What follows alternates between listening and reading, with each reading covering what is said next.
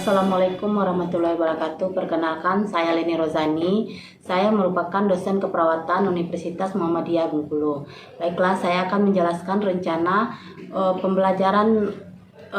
pembelajaran semester mata kuliah maternitas. Nama mata kuliah yaitu maternitas, kode mata kuliah yaitu WP 05023416. Bobot SKS tatap muka 2 SKS, praktikum 1 SKS.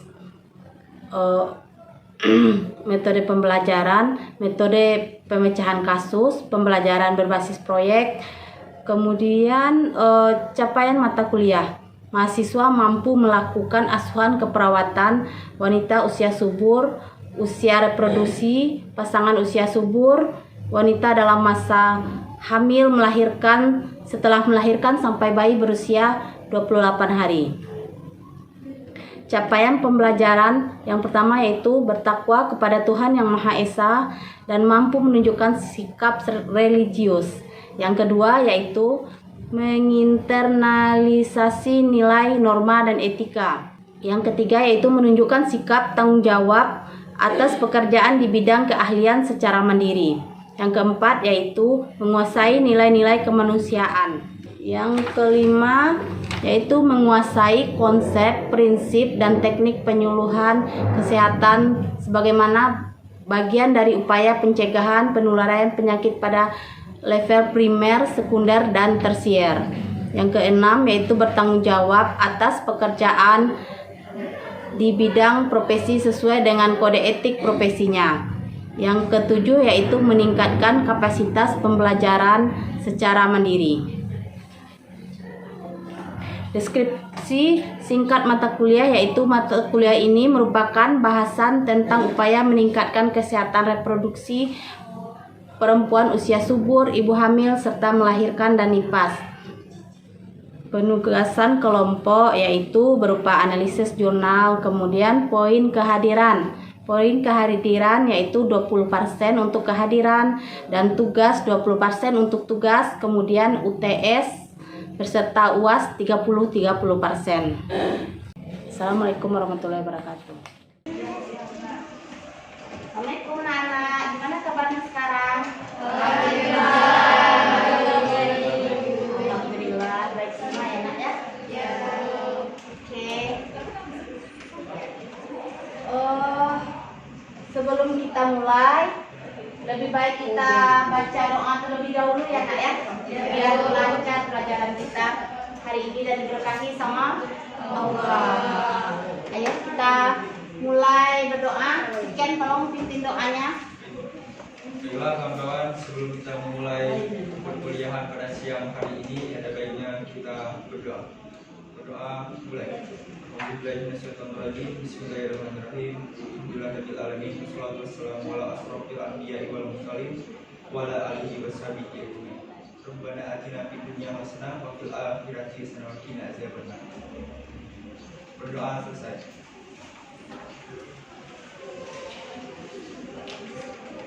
Baiklah, kita absen dulu ya nak, terlebih dahulu sebelum kita masuk kita lihat dulu kehadiran kita. Yang pertama si Ken, Sandy, Rizky, Gita Mutawa, Dinda. Sesuai dengan materi kita sebelumnya, kita sudah berjanji pada hari ini masuk dengan persalinan normal.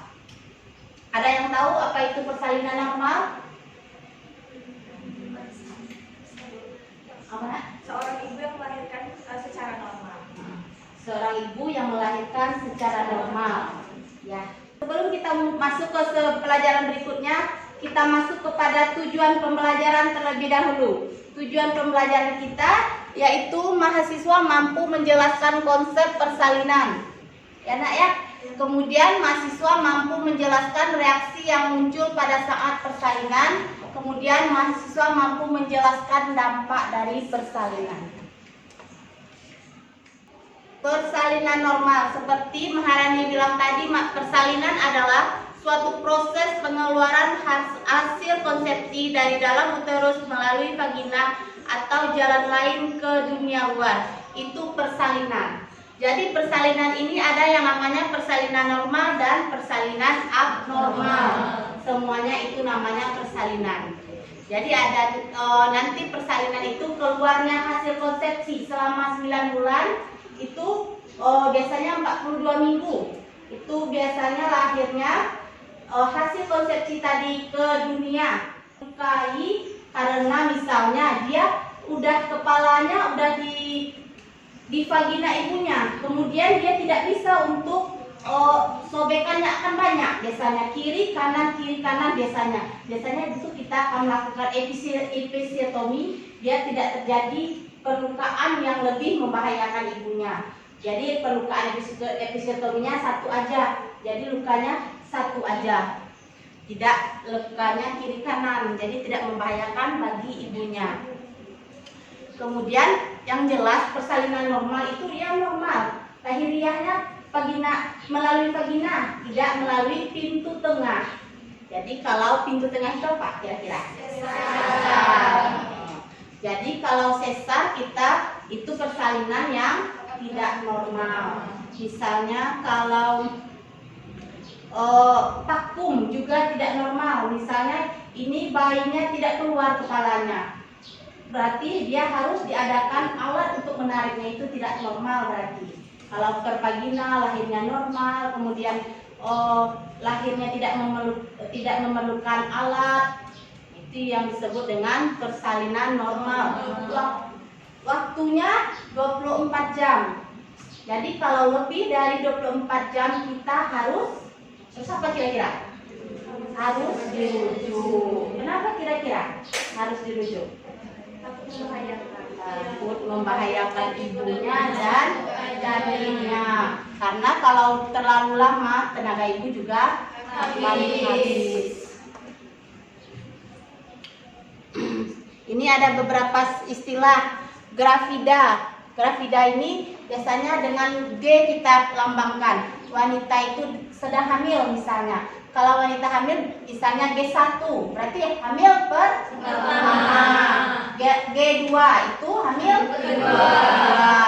Begitu juga dengan para gravida, wanita pernah melahirkan bayi yang dapat hidup. Jadi dia sudah dapat hidup bayinya. Kemudian nulipara, wanita ini belum pernah melahirkan. Biasanya ini di bawah 20 minggu dia. Ada yang namanya primipara, multipara. Apa kira-kira itu primipara dan multipara? Primipara itu orang yang pertama melahirkan. Multipara karena multi berarti banyak, berarti dia sudah melahirkan anak yang kesekian kalinya, tidak anak pertama lagi ya.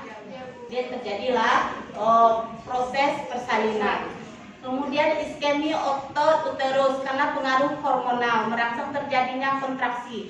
Jadi ini sudah kekurangan oksigen intinya. Otot-otot kita sudah kekurangan oksigen di bawah. Kemudian bayi juga sudah besar, sudah penuh rahim kita atau uterus kita oleh bayi. Kemudian peningkatan beban stres pada maternal juga merangsang persalinan normal. Misalnya bisa jadi persalinan di 7 bulan misalnya, itu tuh juga persalinan bisa melalui vagina. Meskipun dia prematur tapi dia stres, itu bisa salah satu penyebab atau pemicu terjadinya kelahiran. Makanya ibu-ibu yang hamil dibahagiakan. Kalau stres ya itu yang salah satu penyebab bayi lahir atau peningkatan hormonnya. Kemudian terjadi peningkatan aktivitas kortisol, prostaglandin dan oksitosin. Ini hormon-hormon yang merangsang persalinan. Biasanya kalau udah 9 bulan dia hormon itu datang sendiri dia untuk merangsang persalinan. Ini persalinan ditentukan oleh 3P, sebenarnya itu power, tenaga ibu. Tenaga ibu sangat diperlukan untuk persalinan. Jadi supaya persalinan tidak macet, maka ibu sebaiknya kalian, apalagi kalian yang tenaga kesehatan, gizi harus dipenuhi. Kekuatan ibu ini sangat tergantung kepada tenaga ibu tadi. Saat mengejan dia harus full. Misalnya kepalanya sudah di pintu vagina kita, itu biasanya harus diejan, harus dikuatkan tenaga ibunya. Biasanya ini yang keadaan janin itu biasanya kalau janinnya gizinya buruk atau janin yang tidak diinginkan, biasanya itu tuh juga berpengaruh terhadap bayi. Kekuatan bayi sangat berpengaruh ke tenaga ke gizi ibunya. Jadi kalau gizi ibunya buruk, maka tenaga bayinya juga berkurang. Bisa jadi juga keadaan janin, letak janin dan presentasinya. Biasanya letak janin ini mempengaruhi. Kalau ubun-ubun kecilnya yang keluar dulu itu biasanya cepat lahir. Tapi kalau udah miring dia, ininya yang keluar dulu biasanya. Ada kan kalian nengok kepala bayi, kenapa di sini kepala bayinya benjol, panjang? Nah itu tuh biasanya pengaruh letaknya juga. Biasanya ada miringnya, jadi susah untuk keluar bayinya. Kemudian bayinya juga presentasinya besar. Kalau bayi besar biasanya lebih dari 4 kilo, kemudian anak pertama, kira-kira bagaimana? Akan terjadi susah melahirkan. Makanya kita sebagai tenaga kesehatan harus ibu jangan terlalu banyak makan gula. Berat biasanya kalau berat ibu hamil ini normalnya harus bertambah 9 sampai 12 kilo. Jadi kalau beratnya ibu 9 sampai 12 kilo itu biasanya mempengaruhi keadaan bayi juga. Kalau ibunya terlalu berat, misalnya sampai 20 kilo, itu akan berpengaruh juga pada bayi. Kemudian bayi besar ini belum tentu sehat dan berakhir dengan lahirnya plasenta. Jadi persalinan itu dimulai saat dia terasa. Biasanya ibu-ibu, "Bu, kenapa pinggang saya sakit?" katanya. Itu sudah mulai tanda-tanda persalinan.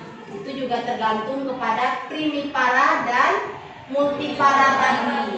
Kalau primipara dia biasanya agak lama proses persalinannya.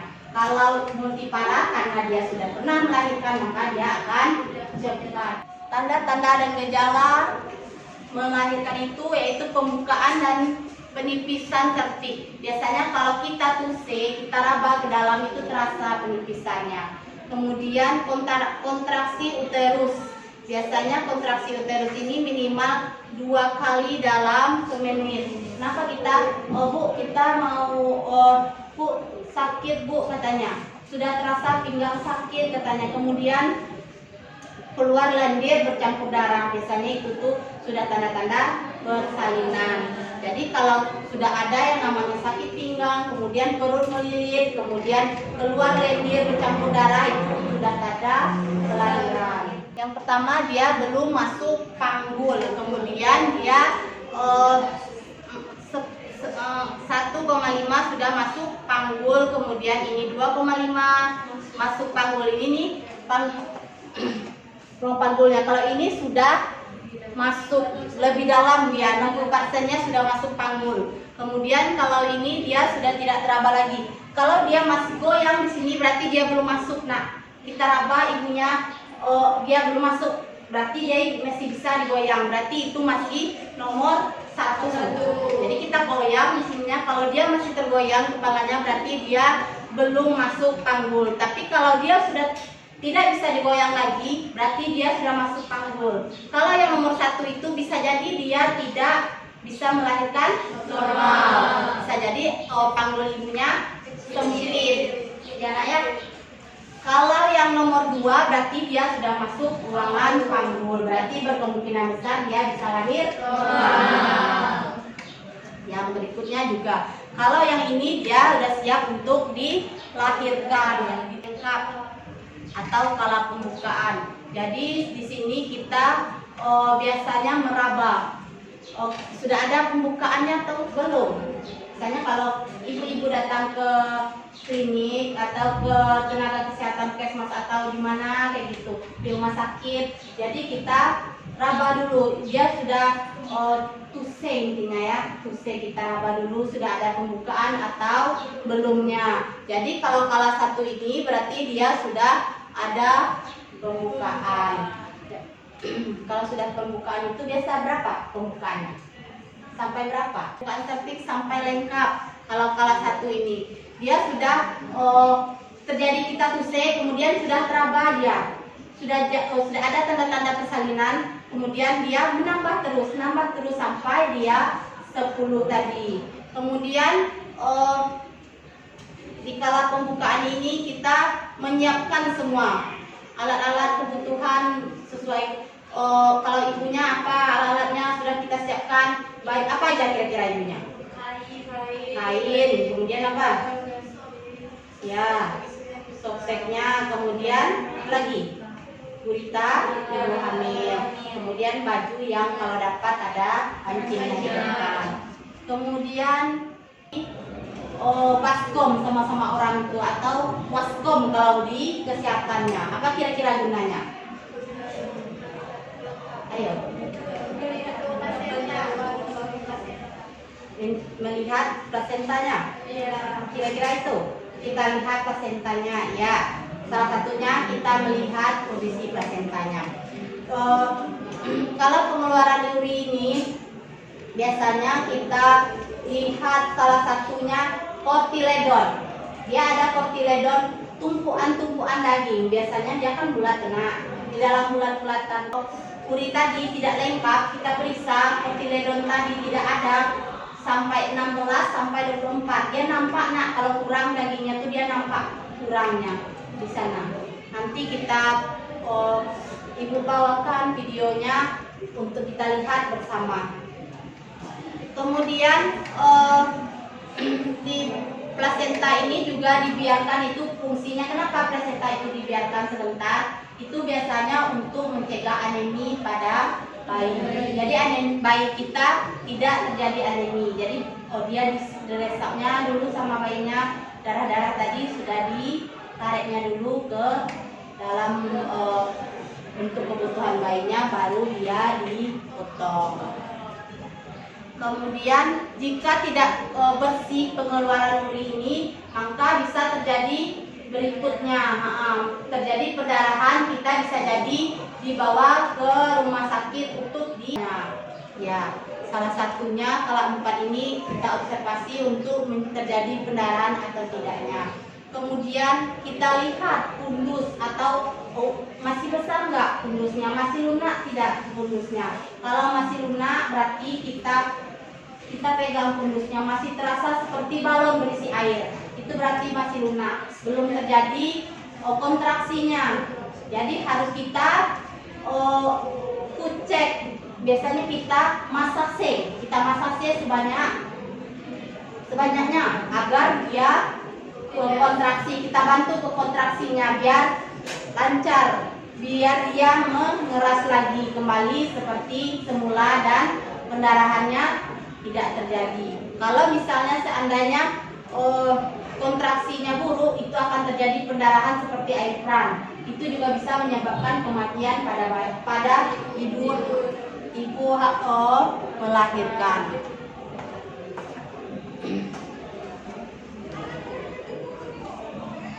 Ini pengeluaran kepalanya sudah nampak kepala sedikit ulu-ulu kecilnya aja, kemudian nampak presentasi kepala, kemudian kepalanya keluar. Kemudian setelah kepala keluar dia terjadi rotasi. Dia biasanya kepalanya nunduk dulu, baru kita udah siap-siap untuk menolong persalinan. Kemudian terdapat relaksasi otot korpus setiap sesudah dia kontraksi mau ngejan, dia terdapat nanti berhenti sebentar. Biasanya ibu istirahat dulu, kemudian hisnya kembali lagi.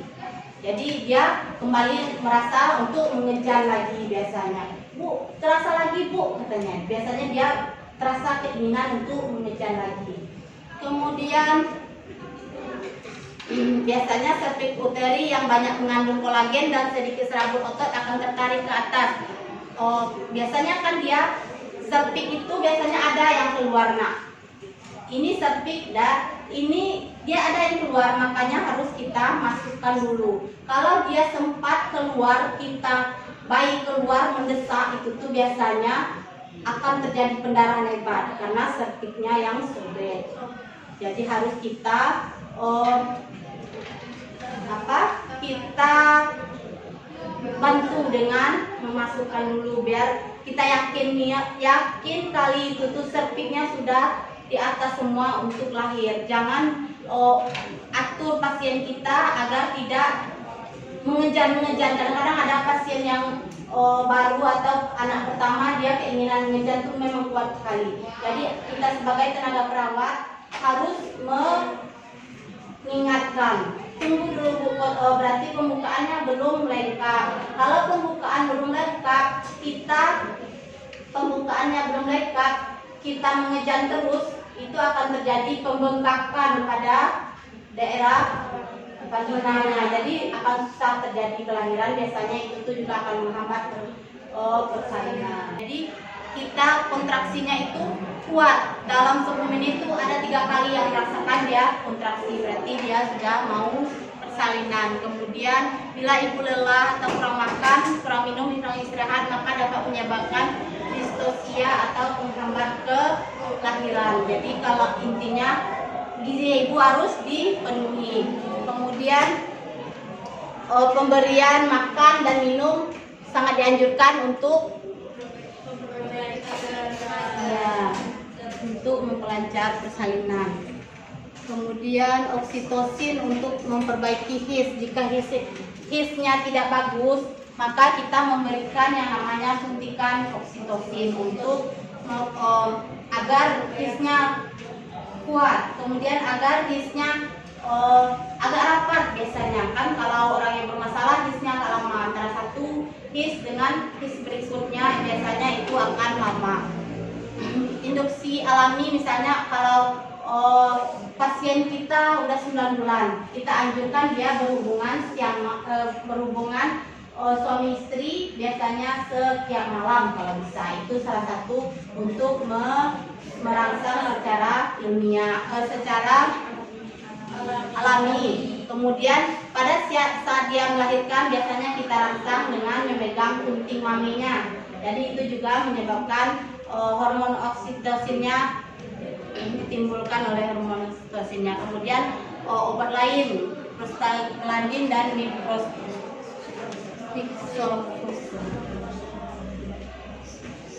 kemudian distosia letak dan bentuk janin. Kesalahan dalam letak dan posisi bayi dan besar dapat menyebabkan distosia. Bayi melintang juga bisa menyebabkan terhambatnya kelahiran. Kemudian cephalocervix, misalnya kepala bayi yang besar atau obliknya letaknya intinya.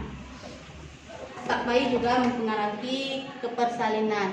Kemudian ini yang lebih berkemungkinan untuk lahir normal daripada orang yang malas jalan. Intinya kalau hamil kita tidur saja, kemudian main HP, malas bergerak lah, intinya itu biasanya susah untuk melahirkan karena dia otot-ototnya tidak terbiasa untuk berkontraksi. Kontraksinya tidak bagus biasanya karena dia tidak terlatih ototnya untuk melakukan pekerjaan, intinya untuk beban yang lebih berat biasanya. Kemudian ada lagi pertanyaan?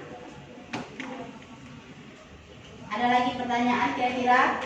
Bu, ada Bu. Ibu izin bertanya. Sebelumnya perkenalkan saya Atika. Di sini kan bayi sekarang kan banyak yang tidak menggunakan gurita, Bu. Nah, kenapa kira-kira kalau ibu melahirkan tidak menggunakan gurita juga? Kalau sekarang bayi-bayi kenapa tidak boleh menggunakan gurita? Kalau sama-sama dulu masih, kalau di dusun-dusun kita lihat masih ya, masih menggunakan gurita. Katanya takut masuk angin, ya. Masih ada nenek-nenek kita kita yang mengatakan masuk angin pula kita kasih gurita. Intinya kalau bayi itu tuh gurita menghambat pertumbuhannya. Tali pusatnya lambat kering. Kalau ibu hamil, ibu yang melakukan persalinan normal biasanya dia harus dilakukan peningkatan. Karena kenapa kira-kira? Biasanya rahimnya dari besar, kemudian setelah melahirkan dia kosong, ya kan? Kalau dibawa berjalan biasanya dia akan pusing tanpa gurita, karena dia jatuh aja, kan? Tidak ada penahannya. Jadi wajib dia melakukan pemasangan gurita, maksudnya supaya tidak pusing intinya. Kalau dia berjalan, dia dari besar kemudian kecil, kan? Biasanya 40 hari dia kembali, kan? Kembali ke semula. Dia harus kalau tidak dilakukan asinya juga nantinya. Kemudian masih ada pertanyaan kira-kira? Kenapa persalinan yang lebih dari 24 jam itu harus dirujuk? Ya, persalinan lebih dari 24 jam harus dirujuk. Kenapa kira-kira? Ada yang bisa jawab?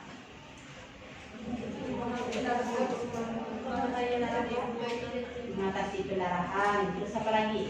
Persalinan lebih dari 24 jam, maksudnya belum keluar dia melahirkan, belum keluar janinnya. Dia sudah lama di tempat kita 24 jam, berarti dia ada masalah, misalnya kis atau kontraksi rahimnya yang tidak bagus. Makanya dia lama bersalinannya, atau mungkin jadi janinnya yang bermasalah. Janin itu misalnya kurang kuat untuk melakukan dorongan keluar, atau tenaga ibunya yang kurang, atau gizi ibunya yang jelek. Jadi intinya kalau persalinan 24 jam, lebih dari 24 jam, kita harus merujuk ke rumah sakit yang lebih kompeten dengan alat-alat, misalnya terjadi bahaya pada ibu pendarahan atau apa nantinya. Biasanya kalau udah lebih dari 24 jam itu kita curigai dengan bayi besar misalnya. Kemudian terjadinya pendarahan, kemudian ibunya nanti kelelahan karena sudah lebih dari 24 jam, kan? Jadi dia kelelahan biasanya ibunya. Jadinya biasanya kalau udah kelelahan biasanya ibunya dipasang infus apa? Ekstrum. Itu kan untuk tenaganya. Nah, kemudian dari pelajaran kita tadi, kira-kira persalinan berapa jumlah kortiledon dalam uri? Ayo, siapa yang bisa? Rizky. Banyak kan? Ayo, berapa? 16 sampai 24. Kemudian persalinan itu normalnya kalau dia anak pertama disebut dengan G1. Kemudian disebut juga dengan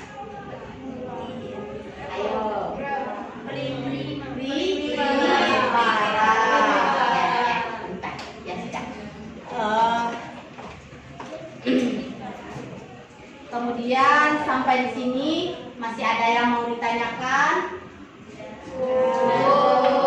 Ya. Baiklah, berikut kita masuk ke tugas kelompok. Jadi tolong si pen nanti membuat kelompok, kemudian merujuk apa persalinan yang tidak normal. Yang tadi kan kita persalinan normal, sekarang persalinan yang tidak normal. Nanti di situ kita kelompok dibagi dua aja nanti. Tolong kelompok dibagi dua, kita presentasi di pertemuan berikutnya. Sampai di sini, kalau tidak ada pertanyaan, kemudian kita cukupkan pertemuan kita sampai di sini. Sampai ketemu kita di minggu depan. Assalamualaikum warahmatullahi wabarakatuh. Waalaikumsalam warahmatullahi